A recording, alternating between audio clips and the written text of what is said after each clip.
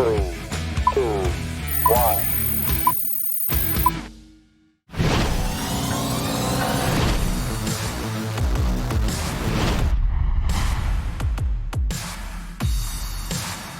From inside Ed Smith Stadium in Sarasota, Florida, it is the MASN All Access Podcast brought to you by Marymount University. Visit MarymountSaints.com to learn more about our student athletes and programs today. Paul Mancano, Bobby Blanco, and a seagull apparently that is making a lot of noise in the background. We are here. Pitchers and catchers reported mere days ago. We have had an opportunity to be in camp for a few days now. Some position players are reporting as we go along. We're just going to briefly talk about what we've seen so far, and then we've got an interview with Matt Blood, who is the Orioles' new Director of Player Development. But first off, Bobby, thoughts on what you've seen so far in Sarasota? I think it's just you see a more comfortable team right now. I mean, obviously last year, with the first year being under Brandon Hyde and Mike Elias, Trey Mancini mentioned it. I think a couple other players mentioned it when we talked to them in the clubhouse. They didn't really know what to expect coming into camp last year. This year they knew, and they were comfortable with the guys that they have here. They got a year under their belt. A lot of these guys who are coming up from the minor league teams, obviously play full seasons together. So there's just a level of comfort here that you have a sense that it's a little greater than last year. I think that's a pretty big important for year number 2 under Brandon Hyde. The sheer number of players is astonishing. At this time of Good recording, heavens, it is at 68 right now. Not all of these players are here in camp yet, of course. Position players don't report for a couple days, but it's amazing we've seen the glut of pitchers and catchers, especially of young guys. I mean, you really get an idea of how many guys are in this system that are just a year or two away, maybe months for some of them. You think of, we've already seen Alex Wells, Dean Kramer, Zach Lowther, Ryan McKenna. We've already seen Austin Hayes. So many guys. Of course, Adley Rutschman has caught some major league pitchers. It is Keegan Aiken. I mean, just the amount of guys that we've already seen. I think it's exciting, and I think it's going to be exciting for fans because we're here in Ed Smith. A lot of these guys, not all of them will be able to play in games, but a lot of them will be. Yeah. And just to see the future in front of you like that with so many guys, it's not like you're squinting and you're trying to see a future with maybe 1 or 2 guys. No, you're going to get to see just about everybody that could be part of the Orioles' future right in front of you. Yeah, we don't know who will be sent down to the minor league side of camp just down the road in however many days, but you would figure you would see most of the main guys, most of the top-rated prospects, especially the guys that were just ranked in the top 100. You're going to see them out here at Smith Stadium Field, and which is pretty crazy, which is pretty exciting to see because, like, look at the view. You can literally see they're right in front of you. The bullpen is literally the bullpen's right there. You can see Grayson Rodriguez throw a bullpen session maybe. It's exciting. It's exciting for us too because you talk about the younger guys. We walk into that clubhouse. I don't think we've ever walked into a clubhouse and had more people recognize us because of our minor league trips. And you see a bunch of guys that we talked to in Bowie and Frederick and Delmarva. Obviously Adley, everyone wants to hear about Adley. He's been really impressive so far just catching bullpens in the past couple of days and just the presence he has of him. He has the presence of a true leader, which I think is pretty important when you see it from a number 1 draft pick. Yeah, he's got a lot of confidence. A lot of these young guys have confidence, but they are also pretty unassuming. Yeah. And they are truly here to do their best, show up, try to just impress the coaches and help each other as they go along, which, you look at more veteran camps, even previous ones with the Orioles, guys just kind of did their own thing. They kind of showed up. They wanted to get their body right. They knew the kind of the routine that they're going through. These guys are like, every day I'm going to get here first. I'm going to pull my car into this lot first. I want to impress the coaches. I want to, help these other players that I'm with. I think that's important. And I think it's just a cool side of things. Everything is fresh and new in spring, and every team feels like they have a shot in spring. And right now, you just feel that youthful energy. You feel that they know what's expected of them. Yeah. And like they're expected to, obviously the major league team is a different question, but especially the young guys, they know, we talk about culture again. They know the culture that's been established here in the first year under Brandon Hyde and Mike Elias. They know what's expected of them. Talked to Austin Hayes this morning. He said he gets here about 8 o'clock, if not earlier, every single day, gets his work in. He likes that there is a strict all business mentality here. Yeah, they have their fun, but and they're trying to get better and work towards that team, but it's business as usual. It's not, clowning around or anything. They get to the backfields, they get their work in, and they have fun doing it. So I think, it's important. You have that youthful energy.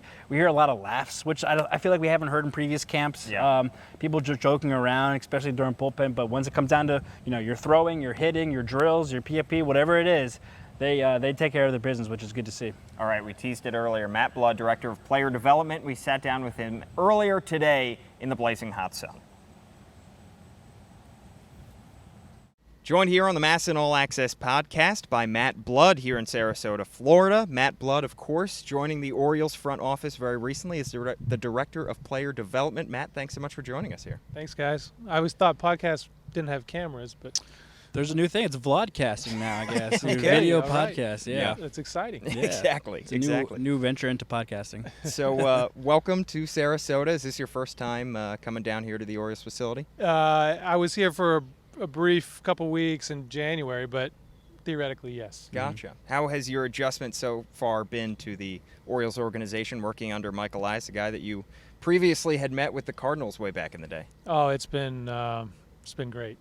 Just the continuity and the being on the same page, the clarity of vision is very, very important, and that's what we've had from day one.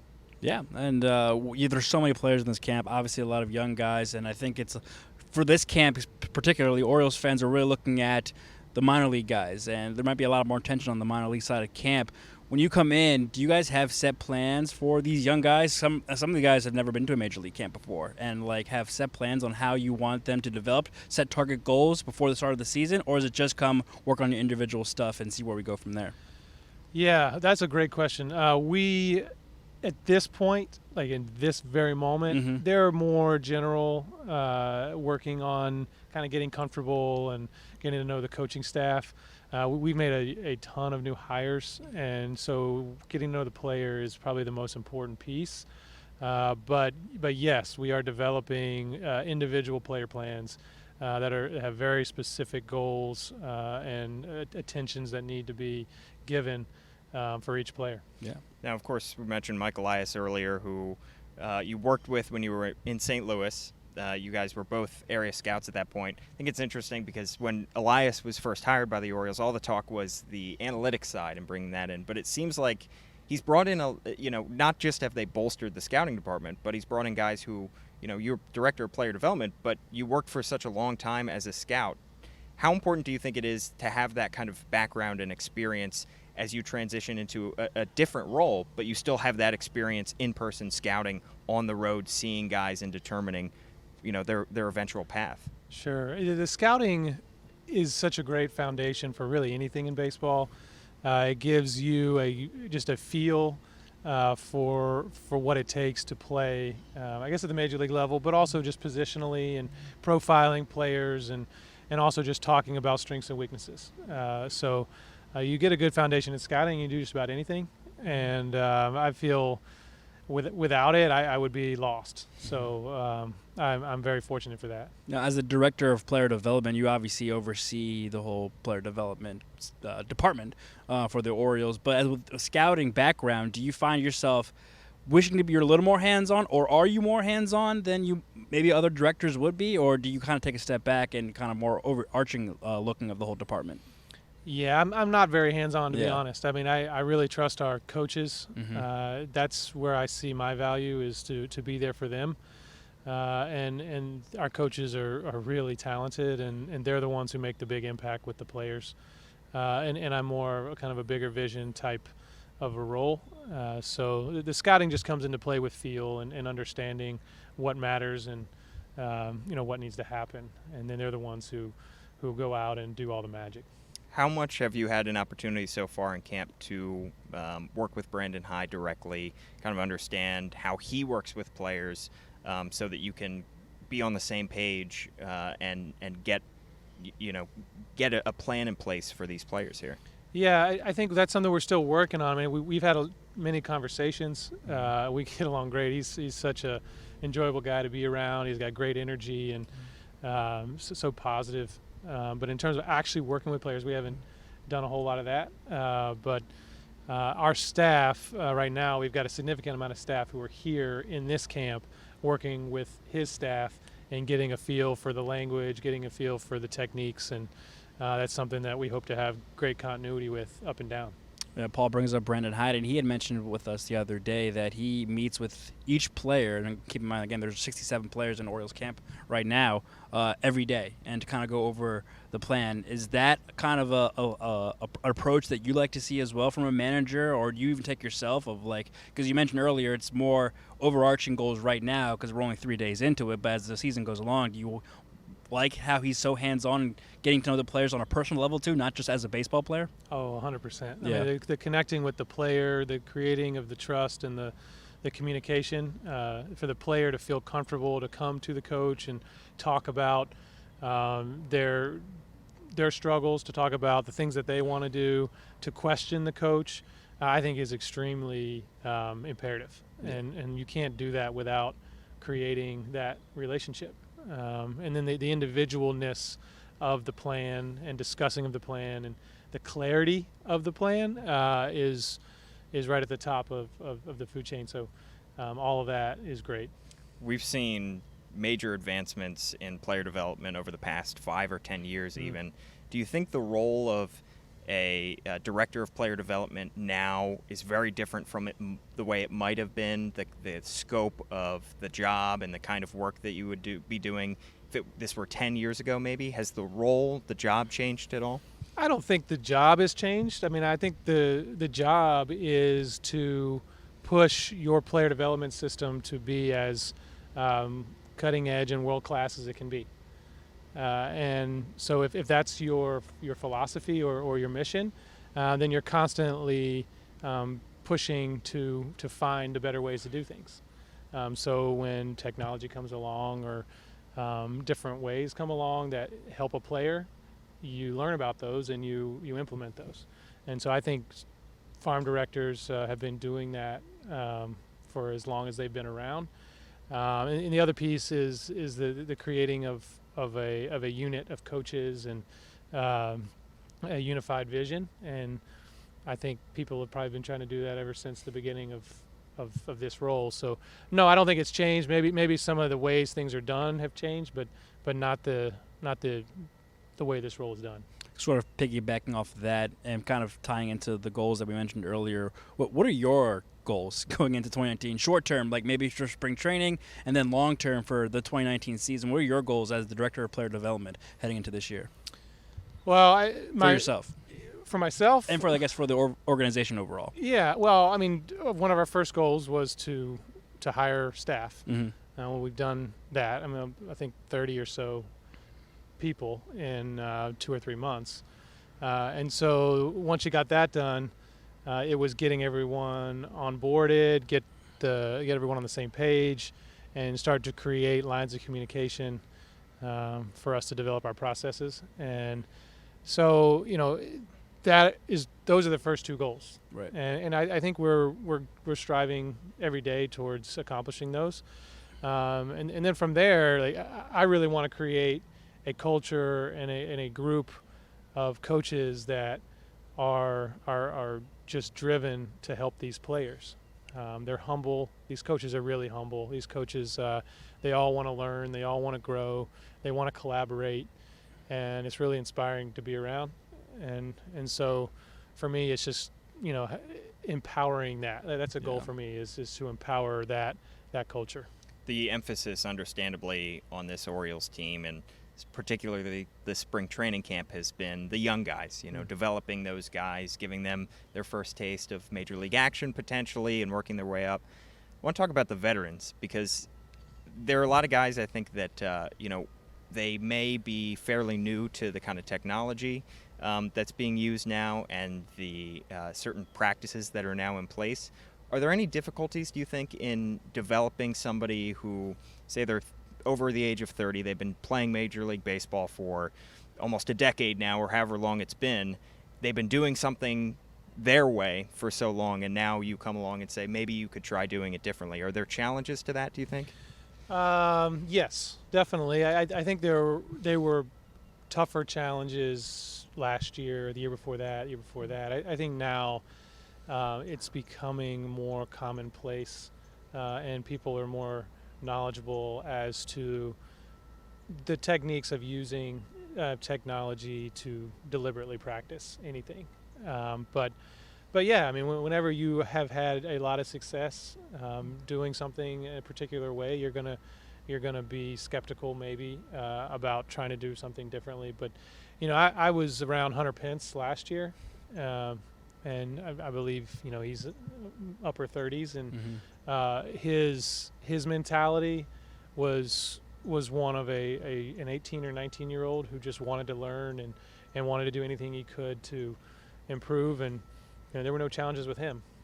So it really is just kind of person to person, mentality to mentality, and you just work and try to meet people where they are, get to know them, and slowly show them that there are ways to improve, and most players, they want to improve. Right. And how much, like you mentioned, get to know the player, and how much is getting to know the player on a personal level, not just X's and O's and numbers and he's good at this, he needs to improve here, and how much is it getting to know the person and how they react and respond to certain things, certain coaching styles, certain analytical numbers, whatever it may be. How much is it relying on the person or getting to know the person in terms of progressing their development? Well, without that, nothing else will work. Right. You have to know their communication style, their learning style, like you're saying.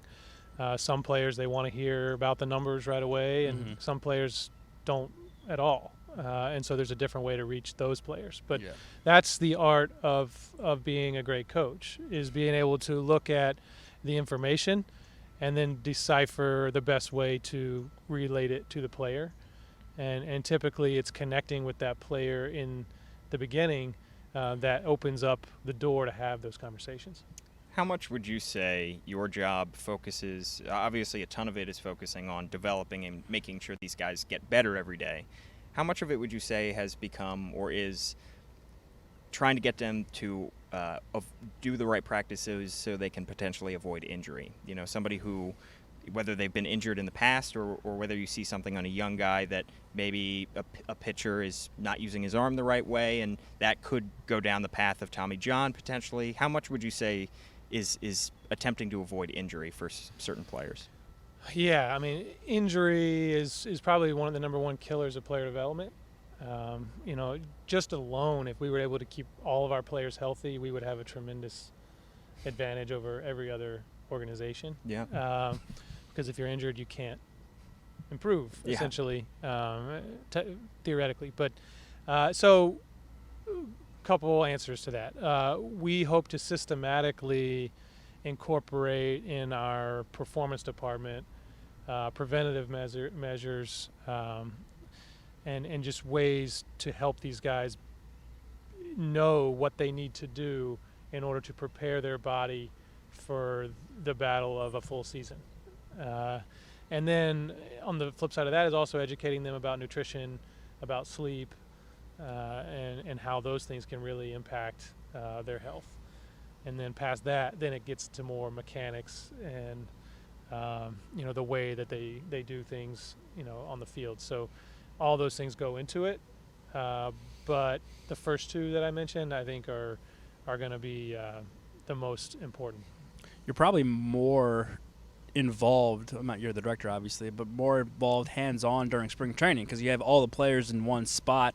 They're going to be here every day, and also the younger guys.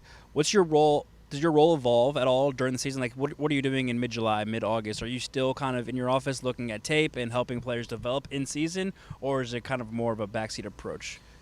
Yeah, again, my role is pretty much the same. Yeah. Because I see my job is more with the coaches. Okay. Because I trust our coaches, and I think they're the ones who actually make the difference with the players. I don't really put much stock in my ability to try and go and fix a player or help a player improve. That's what they're on the ground doing every day, and so I really put my time and resources into helping and empowering our coaches to be as good as they can be, and trying to give them the resources that they need to stay up to date on their craft. I will also and do get to know the players and create relationships with them, but very rarely am I going up to a player and saying, hey, you should make this adjustment or that adjustment, right. or I think this or that. It's more of a supportive role in that regard. The Orioles have, of course, bolstered their player development department, of course, involving you as well, and they've placed a lot of focus and attention on the player development side. They recently created a new Twitter account to show kind of the work that you guys are doing behind the scenes, the hashtag Rising Tide, movement that they're trying to start here to create focus and attention on the player development side. How encouraging is that to see that happen, not just from Mike Elias in the top, but every aspect of the organization is placing a lot of attention on the player development side? It's really exciting. It's fun to see. I mean, I think there's a buzz and an energy amongst the entire organization, and especially in the player development department, about the importance of what we're doing for the future of this organization. That Rising Tide hashtag, that actually kind of came about organically in our coaches meetings, as a rallying cry for us to say, hey, we're all in this together. Our goal is to do our part, to help the tide rise so that all the ships rise with it. It kind of came out of some meetings we had, and it's blossom from there, which has been pretty neat. I thought it had something to do. Did it have anything to do with the Norfolk Tide as well? No, but that was kind of a nice coincidence. Yeah. We were like, rising tide. So every time a Norfolk Tide rises to the big league, that kind of counts too. There you go. So there's a rising tide, but no, it comes from the quote that a rising tide raises all ships. Yeah. And that's what we're pulling, as one unit to do. At MLBlood41 on Twitter, also at O's Player Dev, DEV on Twitter. I think it's very interesting, too, that you guys are broadcasting what you guys are doing behind the scenes. There's an Orioles player development Twitter account. You're on Twitter as well. How important is it for you guys to not only, you're focusing on what you're doing, but also showcase it to the fans, all of Birdland and Baltimore, of what you're doing and how you're going about in your player development? Yeah, I think transparency is typically a good thing, and honesty, and having the Twitter. I mean, I'm not crazy active on Twitter, right, but I like to give people the credit that they deserve, and like to celebrate wins for whatever the circumstance is. And in the O's player development Twitter is just a great way for us to do that on a bigger scale, hopefully, be able to celebrate these players, the top prospects, but also I think we want to give everyone some love and really focus in on the players and what they're doing. Of course, and Orioles fans are very knowledgeable, and they're fascinated, I think, with every aspect of this, because this is uncharted territory for a lot of them. Not, they're used to focusing so much, I think, on different aspects of the organization. But now that they get a behind-the-scenes look at what you guys are doing in the player development side, I think that excites them Orioles as well. fans are great, man. I just got here in September, moved to Baltimore, moved into the city on purpose because I wanted to be there. I wanted to feel it, and everyone is so supportive. Everyone is so into the team, but they also understand that this is a process. It's not going to happen overnight, and they all get that, and they just want to support, and I'm been so impressed and inspired by that. Awesome. Well, just wait till the games start. Yeah. It'll get a lot more fun after that, of course. Come out and see, obviously the major league games, but we got a lot of exciting minor league stuff around the Baltimore area. So yeah, of course. Well, thank you so much for sitting down here it's on the been great. MASN All Access podcast. Thank Matt you. Blood, Director of Player Development, and we'll see you around camp. Okay. Quality stuff from Matt Blood, Director of Player Development with the Orioles. We had a chance to sit down with him. We had a chance to sit down with Eve Rosenbaum earlier in the week. We're going to have that interview coming on MASN All Access social media platforms in just a few days. Got a lot of great interviews here, not just with the players that a lot of you have already seen on social media, but we are also have interviews coming out with Brandon Hyde. Sat down with him, talked about his playing days, talked with Mike Elias about his scouting background. So a lot of good content coming your way. Kyle Moore, Buck Britton. Yeah, and it's going to be fun when we get back to Baltimore and we start to see some games here as well. We won't be here for a lot of the games, but we will get to see these guys in action. 7 games covered on MASN. Yep. And good stuff. And we hope you come down to Ed Smith Stadium. It is absolutely gorgeous here. Not looking forward to getting back to the Baltimore weather? No, well, Matt had his sunglasses. You have yours. I need to make sure I bring mine next time we come down. But yeah, other than that, it's beautiful. If you have a chance, of course, come down to Sarasota and catch a spring training game. There's nothing like it. It's nothing like a minor league game because you're seeing major league players in a minor league ballpark up close. It's a way more relaxed environment. We have a package coming about what's new at the stadium too. So keep an eye out for that. And if you have the means, please, if you have the John means, come down to Sarasota and catch a game. It's a lot of fun. Had to sneak a pun in there as well. Thank you so much for watching and listening to the MASN All Access podcast as a bug flies in my ear. Thank you to Ryan Engelmeyer, our producer all week down here in Sarasota. And of course, the MASN All Access podcast is brought to you by Marymount University. Visit MaryMountSaints.com to learn more about our student athletes and programs today. He's Bobby _Blanco on Twitter. I'm at Paul Mancano on Twitter. We'll see you later.